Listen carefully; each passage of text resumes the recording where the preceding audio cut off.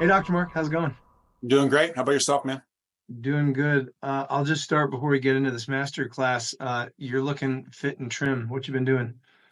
Yeah, so Lynn and I started a 90-day reset about 14 days ago. Uh, Hmm. Eric and Shannon Kowalski had one last year. Just wasn't right timing for us, but we said I'm 50 this year, and our daughter's a senior, and she's going off to school, so it's no better time than to get back to being healthy. So we started 14 days ago on a crazy cleanse. It's been fairly easy for me, to be honest, but working in between that, and then we go into a 75-day what they call reset with macros and tracking and workouts. So it's been good, but it has been really good. Cool. Right on. Good work, man. Thank you. Well, what I want to talk about is, I think, very pertinent to a lot of UAC members and who are either wanting to go through this or have just come through it. But after 20 plus years in practice, you just stepped out from being the adjusting doc. One, you have three other associates, but you were very much the heart of that practice, and now you're no longer adjusting. And at Chiro Matchmakers, we see that work well, not very often. And I think you've done it expertly. And I think maybe due to some of the other clinics we've gotten to watch inside of Chiro Matchmakers and how successful clinics handle this transition, where a founder of a clinic who's adjusted for 20 something years, it's a big 1,000 week clinic. How you, that's what I want to talk about today. How did you find somebody? What was the process to successfully remove yourself so that the practice didn't take a dip? So now you bought back your time freedom working on the practice now, not in the practice. Although I think you love sales, I know, so you're still doing a lot of the initial, consult report stuff. But let's talk about that today. So let's just start with, how long have you been in practice? Give a little history on the practice, and then how it transpired. That'd be awesome. So we just had our 20th anniversary, January 5th. So we had a big celebration in our office actually Cool. last week. So it was fun. We had 5 days, tons of energy, giving out t-shirts of 10, 15, 20 years of healthy adjusting to our patients. It was so fun to see that we gave out hundreds of those t-shirts over the last couple of weeks. That's been great. Yeah. So everybody, if you know Lynn's a chiropractor as well. We started as a mom and pop shop. It was her and I opened the doors, and we were just hoping to be successful enough to pay off our loans, make a great living. But we had a big goal of to build a beautiful practice. And within our first couple of years, we brought our first associate in, opened a second office, sold that office to a couple of associates we have, and had 14 associates over the last 20 years. We currently have 3 associates before I brought my replacement in. So hold on, That that was you had a separate clinic, bought it, put somebody in it, sold that off. You've always had this original core Yes. practice. Yes, that was our core practice. For 20 years, we started another one from scratch 17 years ago, owned it for 3 years, and had to sell out to our associates that were in it, which was what was planned from the beginning. I was never a person who wanted to have multiple practices. To me, it's always easier to manage one big practice, being able to see it instead of 6, 7, 8, 9, 10 of them. I love the docs that are out there doing that. I know you've done that, Alan, and I can appreciate that. But I've never really wanted that inside of our practice. And I always thought it's really easy to have one overhead with multiple people instead of multiple overheads spread out.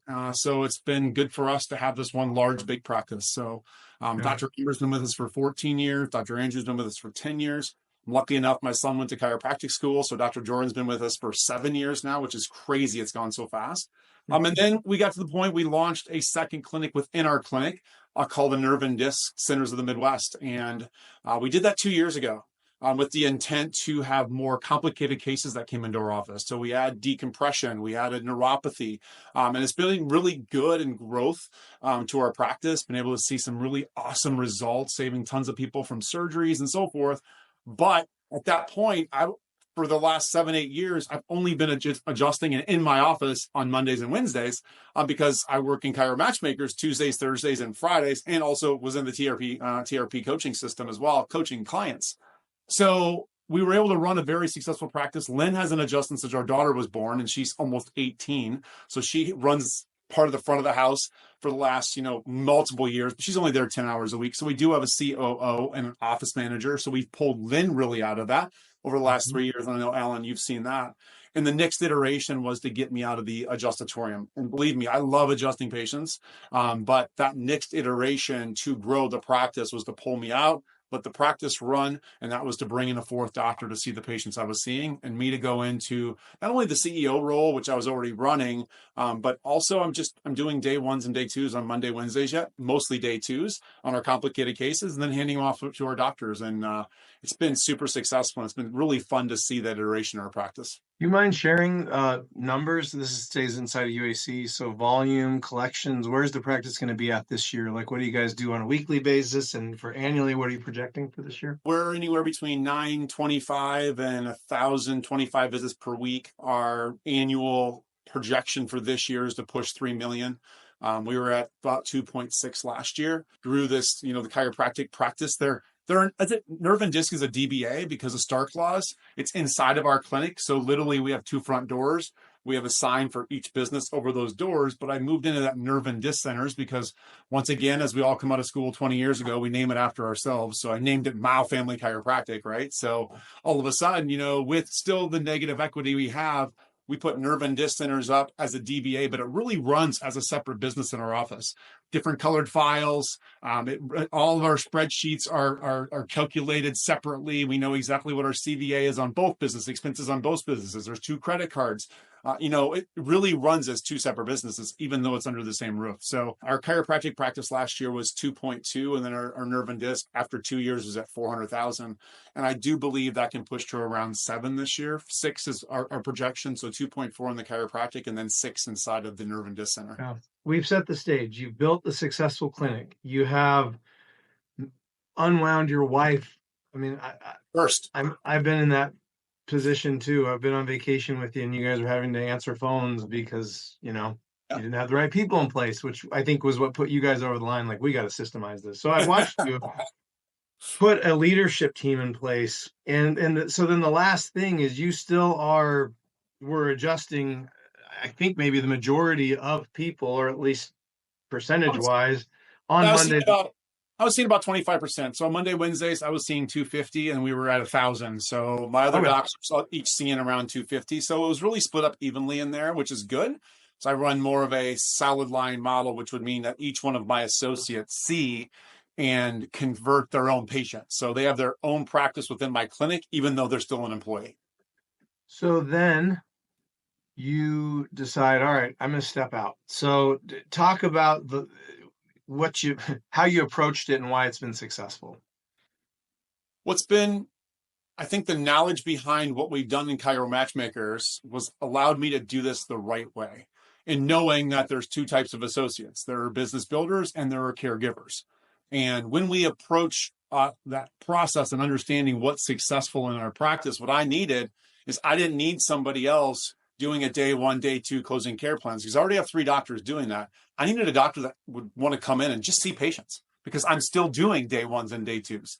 The next iteration is to free up Dr. Jordan, because Dr. Jordan could go into that role. So that's the next 2 to 3 years, just long-term play for where he'll be. He'll replace himself next. But inside of that process, what I wanted to do is I wanted to find a caregiver. And I knew the best place to do that was we went through Chiro Matchmakers, obviously, is what we're going to use. And I was sent a doctor from over in Omaha who was in his mid-60s. And I interviewed him, 41 years of experience, heart of gold, was retired for 6 months, worked in a pain practice the last time, freaking hated it. Life grad way back when, was in the military, flies airplanes. I mean, just a really cool guy, super in shape, rose 3 times a week for an hour after seeing patients yet, which is so super cool. And he's like, Doc, I just want to come in and work in a place. I'm bored out of my mind. My wife is still working part-time. We don't need to, but I just love seeing patients. So we brought him in, and that process was fun. And I can talk about that process, but it was, I want to break that down. Finding the right person was important. But first, let's just unpack, we've got 70 open jobs with Chiro Matchmakers. We placed over 200 associates last year. We see inside every different kind of practice, and we talk to owners all day. And one of the most common red flags we get is, 60-year-old doc, I don't want him. 40 years, kind of old dog, old habits. We hear that a lot, and there's kind of the other extreme is new students. They don't know anything. They have no skill set, no hands, no bedside manner.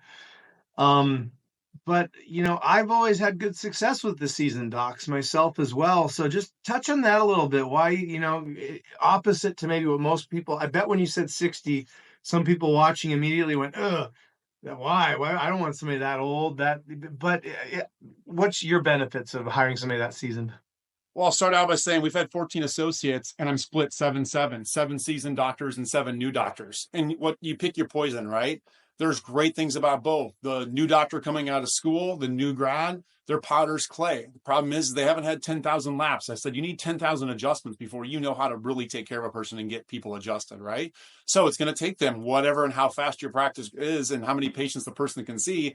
How long is it going to take them to get 10,000 laps? And can you afford to do that? On the other end of it, it's the seasoned doctor. Oh, they have bad habits. I need to break those. Yeah, you know what?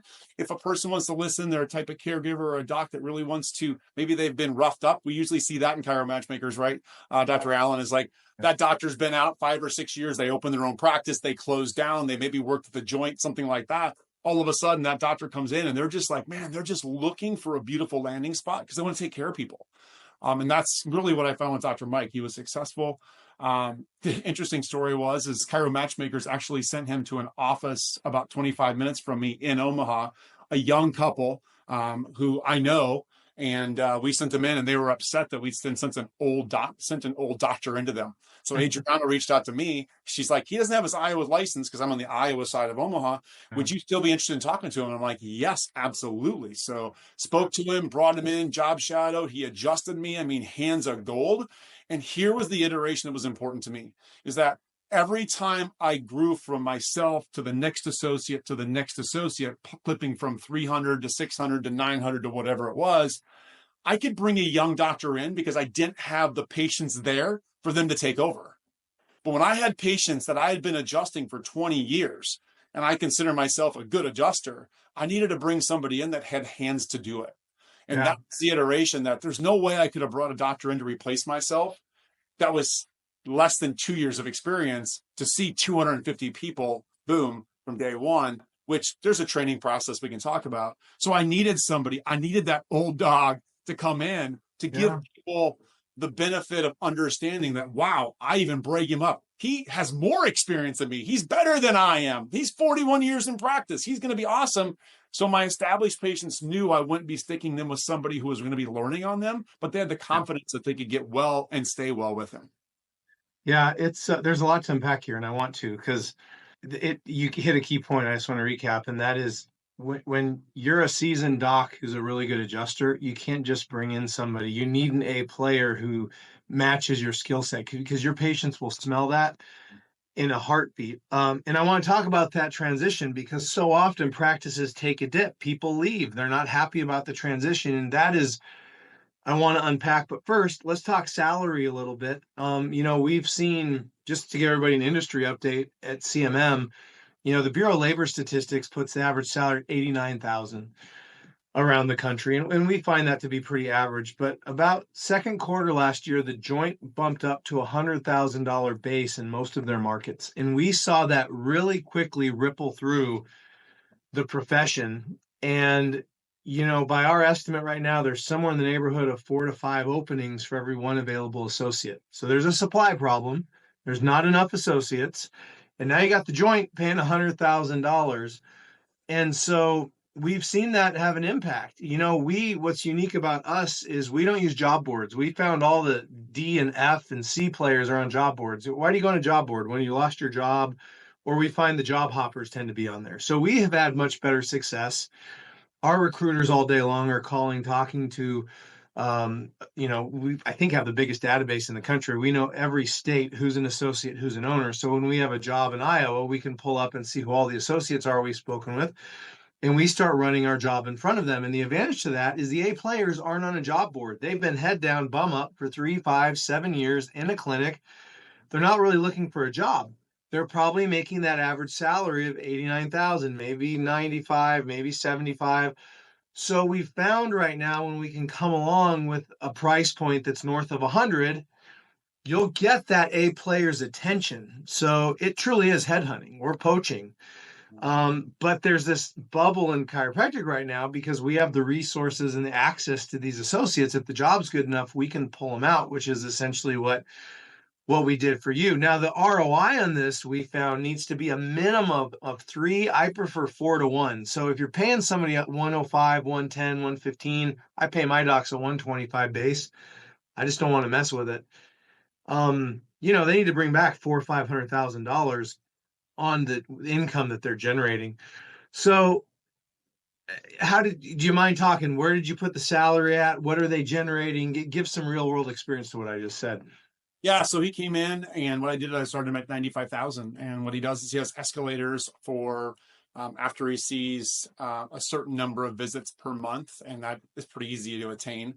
He's seeing 225 to 250 a week.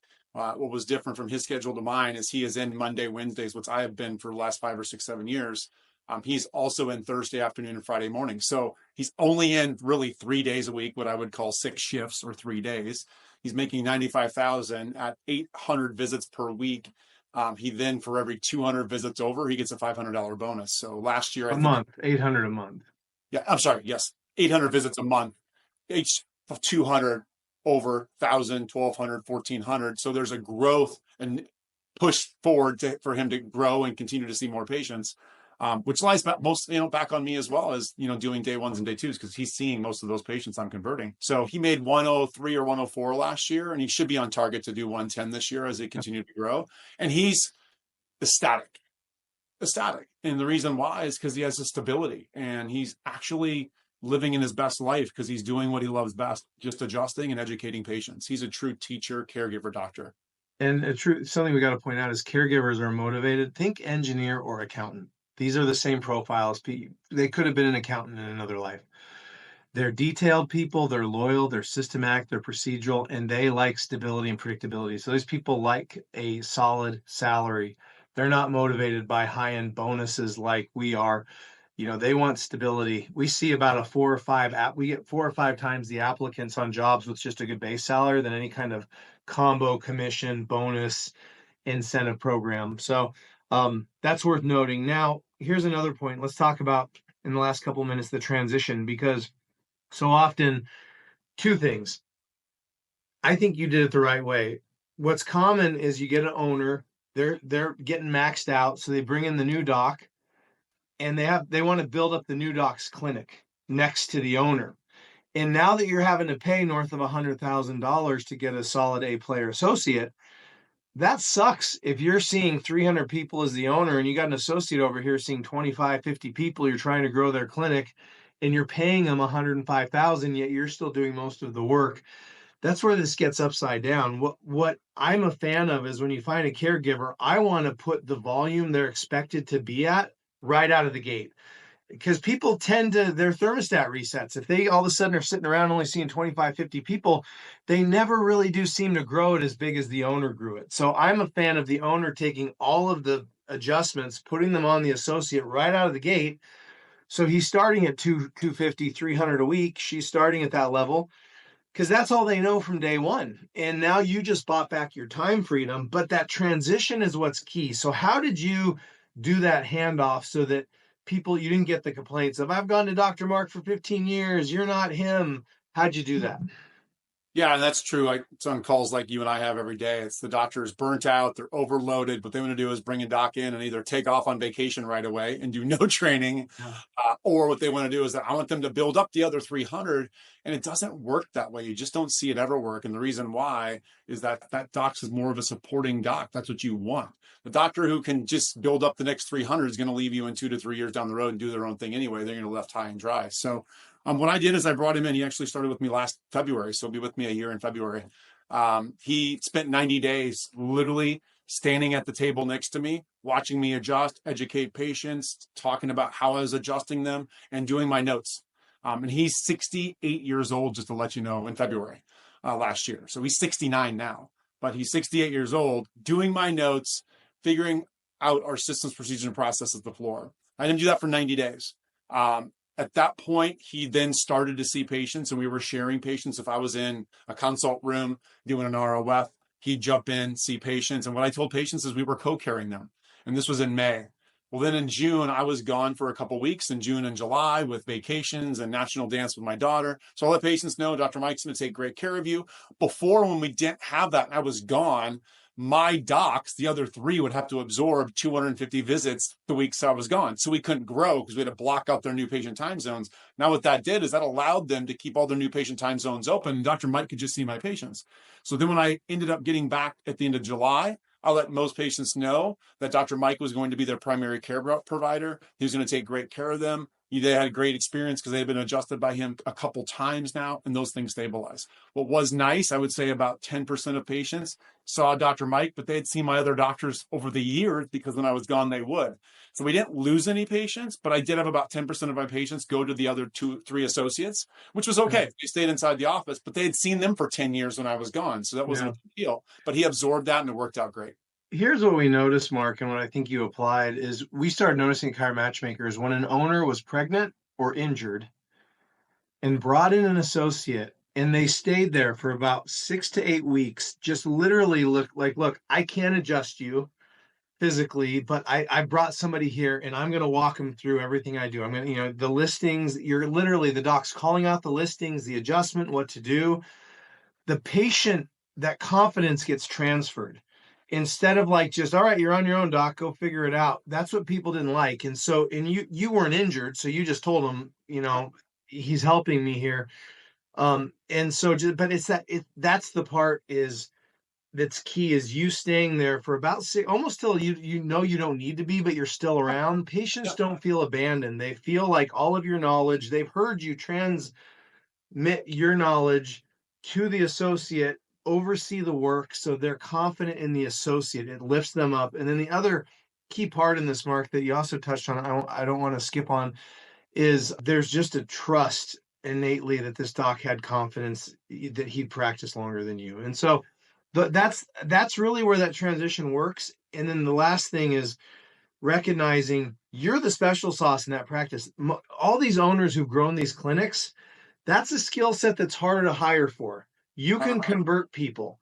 It's easier to find people to handle the workload. There's much fewer docs that can do the day one, day two. And so you still maintain that. So the practice keeps on growing. You're just not doing the physical work of it. And I think that's a key point that a lot of docs miss oftentimes. Well, what is great is we can continue to do what we do is see the volume when I'm gone because we just need the adjusting there. My other docs can absorb some of the ROFs, but if we want to turn down neuropathy when I'm gone for 2 or 3 weeks, my goal is to be out of my office for 3 weeks, 30 days this summer. Lila's graduating. She's going off to college. She's leaving the area. So we went into that, and it's been a goal of mine for 2 years. And that was the iteration of going through the process the way it was, is I didn't want to hurt the mothership, but I also wanted the time freedom to be able to step away and do that. And this is the process that I was given. And by the way, what I'll state is that there's a lot of great doctors, Dr. Bart Patzer, Dr. Kevin Priestley. I mean, they're awesome. They're in their adjustatorium. Jody Sura, he's one of my accountability partners that I'm on every other week yet. He's 60 some years old and he's in his adjustment and he's in his glory. And all these guys love doing it. Stepping out and not adjusting isn't something you need to do to be successful. That's the really cool part. Inside of our own businesses, we get to choose what it looks like. You want to see patients 5 days a week? Knock your socks off. You don't want to be in your office at all? And you want it run for you, just put the right people in position. And that's possible. We see it, but have the goal, have the purpose, but do it correctly and hire the right team, have the right person, the right role, doing the right job. That's where you're actually going to see what your goals are and your purpose are as you move forward. Absolutely. Well, I got to wrap it up. Last thing is Dr. Brian Dahmer had a question about what's the best retention tool for key staff when you're not in the practice every day. I still own 4 clinics. I'm not in them. Brian, it's a great leadership team and it's weekly check-ins. And for us, it's doing scorecards. So we record their day ones and day twos and give them scorecards on that regularly. So everybody knows everybody's staying on track. And then finally, I think a great salary. Pay your people better than any other chiropractor is going to pay them in your community, and they don't have anywhere to go. And the ROI on that should be 5-10 fold very easily for a successful clinic. Just pay people well. It's amazing how far that goes. Do you have anything to add to that, Mark? Yes, yes, yes, and yes. And I would just add one thing is we track stick rates. So we have our conversion stick rate. We have our 3, 6, and 12-month stick rates of our patients because we're a wellness-based practice. If things are going to go sideways, you're going to see your stick rates go down. That means people aren't doing their KPIs and their scorecard. So that's where you need to come back in over top and make sure your leadership team is making sure that transition is going forward. Yeah, on a simple level, people want to know what's expected of them, that A players, they want to be measured on that so they know they're doing a good job. And when they have that feedback loop, you don't really have to motivate people. So thank you, Dr. Mark. I got to get over to sales Thank you call. guys. So appreciate the Okay. call. Thanks, Appreciate you guys. guys. Have a great one. Bye bye. See you.